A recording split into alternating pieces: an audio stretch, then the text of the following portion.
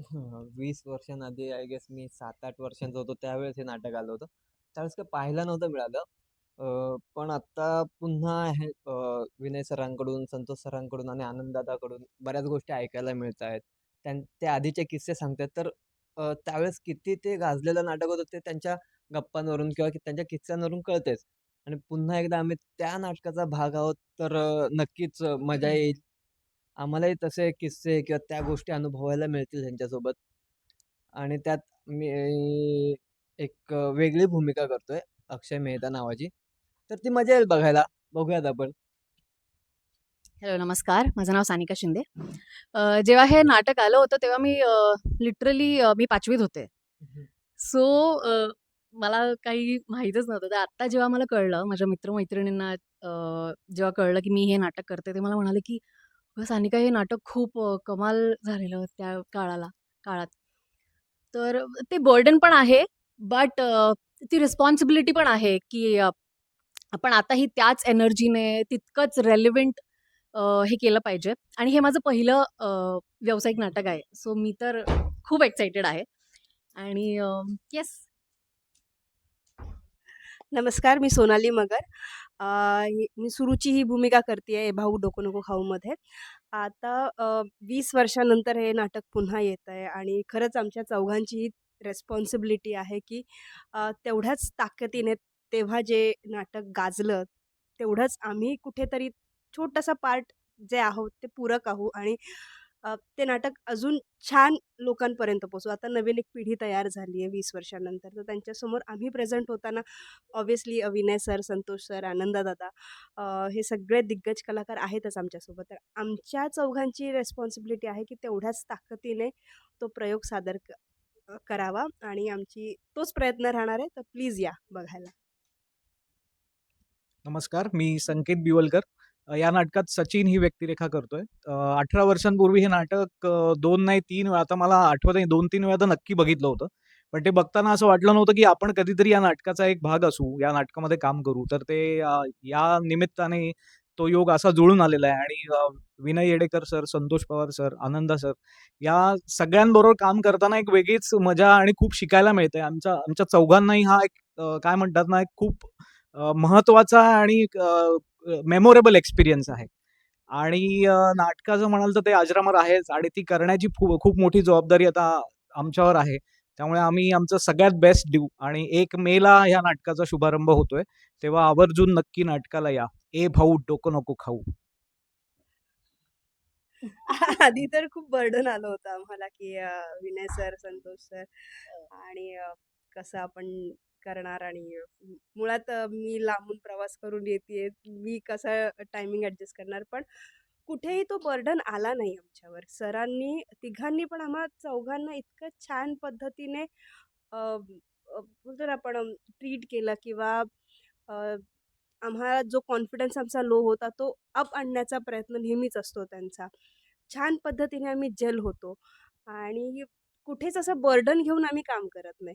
Rehearsal सुद्धा हसी मजाक करत आम्ही करत हो. असतो. त्यामुळे खेळीमेळीचं वातावरण असतं आणि धमाल करत असतो आम्ही रिहर्सलमध्ये. त्यामुळे असं कुठेच सीनियर, ज्युनियर असा फरक राहत नाही. रिस्पेक्ट आहे त्यांचा, पण त्यांनी कुठेही आम्हाला ती भीती नाही. भीती नाही हां. ठेवली आमच्या हो. मनात, की कसं करणार आम्ही वगैरे. माझ्यासाठी तर हा खूप कमाल एक्सपिरियन्स आहे जेव्हा सरांचा कॉल आला फॉर धिस हे कॅरेक्टर. मी एक दुसरं नाटक करते बॅकस्टेजवाला म्हणजे प्रायोगिक नाटक आहे. तर ते आणि हे दोन्ही त्याच वेळेला होऊ शकेल का? ह्याचं जरा टेन्शन होतं मला. तर मग मी माझ्या मित्र-मैत्रिणींना विचारलं, तर समीर दादाला विचारलं, समीर खांडेकर. तो मला म्हणाला, की "सानिका, खूप मज्जा येणार आहे तुला करायला. सर खूप कमाल आहेत." तर हे जेव्हा मी घेऊन आले आणि मला असं की हं, हं. आणि हे ते रिॲलिटीमध्ये पण जे आहे ना, सो इट इट इज काय म्हणू शकतो, it is amazing. Amazing experience आहे माझा. नाटकात नवीन पिढी आणि जुनी गाजलेली पिढी आहे. तर दोघांचं एकत्र जुगलबंदी आहे. तर काय सांगायचं वाटतं? कसं वाटतं? कारण त्यांनी खूप मोठमोठ्या कलाकारांसोबत काम केलेलं आहे. तुम्ही सगळे त्यांच्यासोबत काम करता. कसं वाटतं? एक ॲक्चुअली हां, ह्याचं खूप मोठं दडपण आलेलं, की आपण दिग्गजांबरोबर काम करतोय, बट म्हणून आम्ही जरा शांत होतो.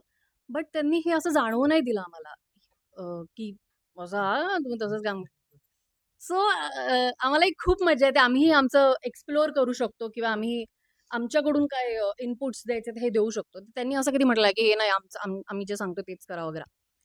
सो आम्हालाही इनपुट द्यायला मजा येते. आणि मेन म्हणजे तिघांचाही वेगवेगळा बाज आहे कॉमेडीला हो. घेऊन. तर प्रत्येक सिच्युएशनला रिॲक्ट करणं फार महत्त्वाचं आहे.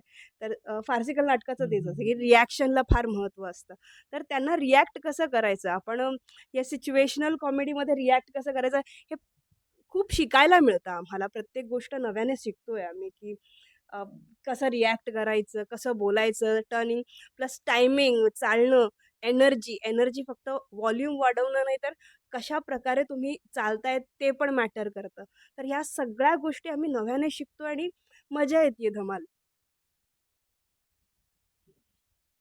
हं. शिस्तीचं म्हणाल तर विनय सरांची शिस्त सगळ्यांनाच माहिती आहे. टायमिंगचं बर्डन असतंच म्हणजे सकाळी तालमीला आमच्या आधी विनय सर असतात इथे.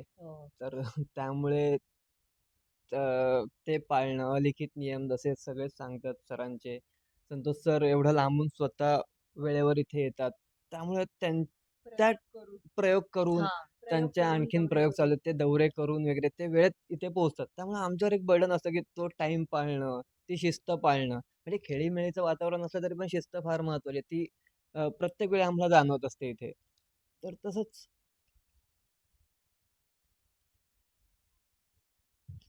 खरं सांगायचं तर आम्ही चौघही जण दररोज येताना एक रिकामी पार्टी घेऊन येतो आणि रोज शिकायला मिळतंय काही ना काही. आता तालमींची प्रोसेस थोडं आता पूर्णत्वाकडे चाललंय.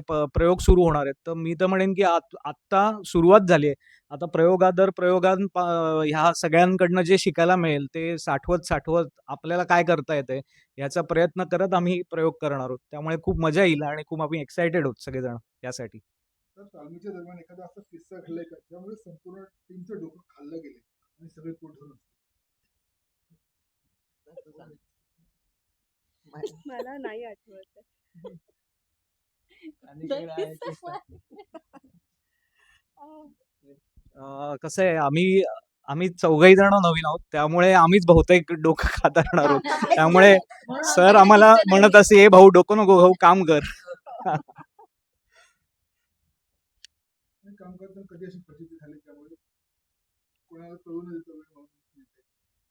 नाही. त्या बाबतीत संतोष सर प्रचंड शार्प आहेत. त्यांना कळतं लगेच. कळतं आमची रिॲक्शन किंवा मूव्हमेंट जरी चुकली तरी आपण असं बोलतो की पाट्या टाकतो किंवा गोळाबेरीज करून नाही. त्यांना प्रत्येक कॅरेक्टरचं प्रत्येक मूव्हमेंट, प्रत्येक प्रत्येक वाक्य. वाक्य, शब्द आणि माहिती काय रिॲक्शन देणार आहोत हे सगळं माहिती आहे ॲज अ डिरेक्टर. त्याच्यामुळे आम्हा चौघांना ते हे मुभा नाही की लय आम्ही काहीतरी गोळाबेरीज करू. नाही, त्यांना प्रत्येक गोष्ट माहिती आहे. त्यामुळे एक साचेबद्ध प्रयोग प्रेक्षकांसमोर येणार आहे. नाटकाचं शीर्षक खूपच सुंदर आहे आणि त्याचे ए हो डोकं नको. तर हे शीर्षकाबद्दल काय सांगा? त्याबद्दल सांगायचं म्हणजे सगळे येऊन बघतीलच 1 मेला. ते एवढं कॅची का Catchy का आहे ते. सिच्युएशनल आहे हो. ते नाव. आणि तुम्ही सगळे नाटक करतात, नाटक करत हिटवांचं पण ज्यांच्यामुळे नाटक सुंदर दिसतं त्या बॅकस्टेजच्या कलाकारांबद्दल काय सांगा? बॅकस्टेजच्या कलाकारांबद्दल बापरे, ते तर एक सपोर्ट सिस्टम सारखेच आहेत. आम्ही यायच्या आधी ते असतात तिथे. आम्हा प्रत्येक छोटी छोटी गोष्ट आमच्या प्रॉपर्टीपासून आमचं खाणं, वेळेत पाणी, या सगळ्या गोष्टी ते लोक मॅनेज करतात. आणि ते एक आमच्या सगळ्यांची बॅकस्टेज असो किंवा फ्रंटलाईनला आम्ही जे आहोत ते, आणि सर डिरेक्टर सर किंवा टेक्निकल असो, आमच्या सगळ्यांची एक छान अशी भट्टी जमली, टीम जमली. प्रत्येकाला माहिती आहे की ह्या टायमिंगला आता ह्याला काय हवंय किंवा हा काय करणार आहे किंवा हा किती वाजेपर्यंत पोहोचणार आहे. तर या बाकीच्या ज्या रिफ्रेशमेंटच्या गोष्टी आहेत त्याच्यामुळे आपल्याला रिहर्सलला डिले नाही होणार. त्याच्यामुळे आधीच कशा गोष्टी मॅनेज करून ठेवलेल्या असतात. खूप सुंदर पद्धतीने आम्ही काम करतो आणि एकत्र आलोय. त्याच्यामुळे असं कुठेच की ह्या रिफ्रेशमेंटमुळे आम्ही रिहर्सल थोडी लांबतीये किंवा काय, अजिबात असं होत नाही. एव्हरीथिंग इज कॅल्क्युलेटेड किंवा प्लॅन्ड आहे, वेल प्लॅन्ड आहे. त्याच्यामुळे एक छान सगळे एकत्र मिळून काम करतो एका प्रोजेक्टसाठी. सो ते हं, हं, हं, हं. सगळ्यांचं सेम एक एनर्जी, energy सेम असते. फोर्स एकत्र हां, येतं सो की ते चांगलंच होणार हां, project. नाटकाच्या नावासारखं असं आम्हाला नाही झालं, की "अरे यार, डोकं नको डोकं खाऊया." हां, अजिबात असं नाही. अजिबात नाहीये. आणि रंगभूमी आपल्या सगळ्यांसाठी खूपच खास आहे. तर काय सांगाल रंगभूमी? रंगभूमीबद्दल सांगायचं म्हणजे म्हणजे अ, बऱ्याच गोष्टी शिकतोय, बऱ्याच गोष्टी शिकायच्या आहेत. अ, अजून तेवढं मोठं झालो नाही वाटलं मी रंगभूमीबद्दल काय बोलायला. तर शिकतोय आणि जेवढं प्रामाणिकपणे करण्याचा प्रयत्न करतोय, तेवढं प्रामाणिकपणे मलाही मिळतंय. तर कदाचित तेवढंच. अ, रंगभूमीबद्दल म्हणालात तर it's a scanner machine of a human being असं माझं म्हणणं आहे, की एक नट जेव्हा रंगमंचावर येतो, जेव्हा स्पॉटलाईट त्याच्यावर येते, एक पार्श्वसंगीत चालू होतं, तर त्याचं अखंड स्कॅनिंग असतं. टॉप टू बॉटम तो स्कॅन होत असतो. प्रत्येक मूव्हमेंट त्याची, कारण की प्रेक्षकांच्या नजरा त्याच्यावर खिळलेल्या असतात, की हा आता काय करणार आहे, काय बोलणार आहे. त्याच्यामुळे त्याची तेवढी रिस्पॉन्सिबिलिटी असते आणि त्याची तेवढी ताकद त्याला क्रिएट करावी लागते. त्याच्यामुळे आमच्या सगळ्यांवरती ती रिस्पॉन्सिबिलिटी आहे. ऑब्व्हियसली हे 3 सीनियर्स जे आमच्याबरोबर काम करतात, त्यांच्याकडे प्रचंड एक्सपिरियन्स आहे. त्यांच्याकडे ती सहजता आहे. अ, तिथपर्यंत पोहोचण्यापर्यंत आम्हाला जरा वेळ लागणार आहे, पण ॲट वी आर ट्राईंग, की आम्ही त्या मार्कपर्यंत पोहोचू. हां. काय म्हणतो ना, बिग रिस्पॉन्सिबिलिटी, बिग थिंग आणि अ, त्यांनी जे नाटक केलेलं त्या नाटकात आम्हाला काम करायला मिळतं आपण lucky हीच होतो. वी आर खूप लकी मोठी हो. आणि इट्स अ बिग थिंग. आम्ही थँकफुल आहोत. हो. ॲब्सोल्युटली आणि लकी आहोत आम्ही, की त्यांचं नाव या प्रोजेक्टला आहे आणि आम्ही सगळे त्या प्रोजेक्टचा एक पार्ट हो. आहोत. दिस इज आवर कॉन्ट्रिब्युशन आणि आमचं And Prem our tribute, right? हां, it's For our him. Tribute कारण की त्यांचं एवढं काम पाहिलेलं आहे. अ, लहानपणापासून आम्ही बघत आलोय आणि त्यांच्याच नावाने आता हे नाटक जेव्हा पुन्हा आम्ही करतोय, तर ही आमची रिस्पॉन्सिबिलिटी आहे, की त्यांनी ज्या मार्कला नेलं ॲटलीस्ट आम्ही तिथपर्यंत पोहोचू की नाही आम्हाला माहिती नाही, पण at least we will try, Try. की आम्ही तिथपर्यंत थोडा तरी पोहोचण्याचा प्रयत्न करू. म्हणजे फार त्या म्हणजे लिखाणातच एवढी गंमत आहे ना त्यात, की म्हणजे ते रिएक्शन, ॲक्शन आणि त्या बिटवीन द लाईन्स एवढं प्रॉपर आणि एवढं साचेबद्ध कसं काय कोण लिहू शकतो ह्याचा फार मोठा प्रश्न पडत असतो प्रत्येक वेळी. आणि ते आताही रेलेव्हंट आहे ह्या हो, सगळ्या गोष्टी हो, ज्या हो, आहे. हो. हो, ते अजूनही रेलेव्हंट आहे. त्याच्यानंतर प्रेक्षक थिएटरमधून बाहेर पडताना कोणत्या भावना बाहेर पडतात? ते पुन्हा पुन्हा नाटक बघायला येतं. पुन्हा पुन्हा स्ट्रेस फ्रीली ते लोक जाणार आहेत. मिक्स्ड सगळ्या गोष्टी घेऊन हां, जातील ते. एक छान हसत जातील, हसत जात इमोशनल होणार आहे, इमोशन्स हळवे होतील थोडेफार. सगळ्या मिक्स्ड भावना असतील त्यांच्यात जाताना आणि नक्की. पुन्हा आणि ते हे पण विचारणार, कोण ए भाऊ सुरुची? कोण? कोण सुरुची? हे जर तुम्हाला जाणून घ्यायचं असेल, तर मग तुम्ही नक्की आमचं नाटक बघायला या. ए भाऊ, डोकं नको खाऊ.